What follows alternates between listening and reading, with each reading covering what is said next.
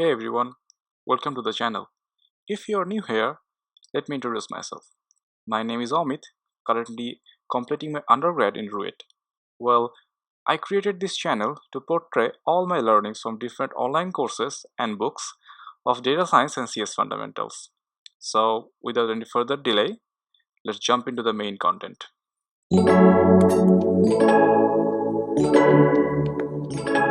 Well, here's a quick note. I'm going to make a series of clustering videos where I will cover the basics of clustering, different types of clustering, and I'm going to show you guys how we can implement this in a dataset by using Python as a programming language. So in this video, I'm going to talk about clustering and the basics of clustering. In the later videos, I will cover different types of clustering like k-means, and I will show you guys how you can implement those in a dataset. So stay tuned for that. Well, this is the first part of clustering series. In this video, we are going to learn about clustering and its basic. Well, this is the PDF that I'm going to use, and these are the references that I have used to make this PDF. So let's jump into the main content. That is, what is clustering? Well, clustering is a machine learning technique that involves the grouping of data points. Clustering is the process of dividing a dataset into some groups based on common patterns and to mine information. Well, let me make it simple for you. Let's assume an example. A telecom service provider wants to give some offer to its customers. So currently, they look at the details of each customers, and based on the information, they are deciding which offer to which customer they want to give. So how will they do it? Well, so now let's think the scenario that the customer provider has a millions of data. So does it make sense to look at these details of each customers separately and then make decisions? Obviously not. And it's a manual process and it will take a huge time. So how they can solve this? One option is to segment its customer data into different groups. For instance, they can group customers based on their use talk time, internet usage, mobile recharge usage, etc.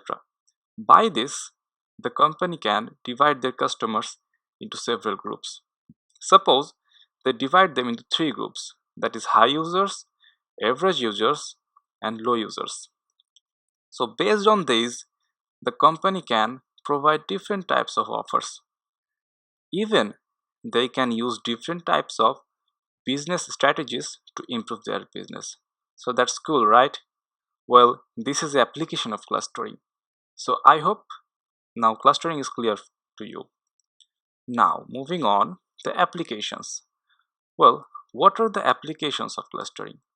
Well, there are a lot of applications of clustering like in banking section, in biology section, libraries sections, recommendation system section like how the Spotify suggests us some new songs every week, the document classification, image segmentation, etc. Now we know the applications of clustering. So now we know that clustering is an unsupervised problem. But why? Let's know this. Before we jump into this, we have to know the difference between supervised and unsupervised problem. So if we have a target variable to predict by analyzing some independent variables, then it called supervised learning. So basically we have some labels, okay, like binary classification problem.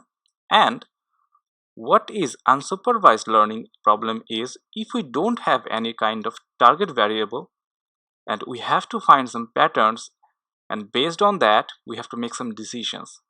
This is called unsupervised problem, and the example of this is clustering. Well, moving on, there are some properties of clustering. First is all the data points in a cluster should be similar to each other. Like in this picture you can see that there are four clusters. So if I consider this cluster, then all the data points in this cluster should be similar to each other. And the second property says that the data points from different clusters should be as different as possible. Like this is the first cluster and this is the second cluster, then the data should be as different as possible. Okay, so moving on. Okay, there are some important terms in clusterings. First is centroid. Well, centroid means the center point of a cluster. Like if I consider this, then the center point of this cluster will be this. So this is called the centroid. Next is inertia. Well, inertia actually calculates the sum of distances of all the points within a cluster from the centroid of that cluster. What it means that if I consider this point as a centroid, then it will calculate the sum of distance of all the points within this cluster.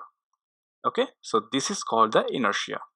It tells us how far the points within a cluster are. The distance between them should be as low as possible to make a good cluster. Okay, so now the last term, that is Dun index. Well, Dun index also takes into account the distance between two clusters.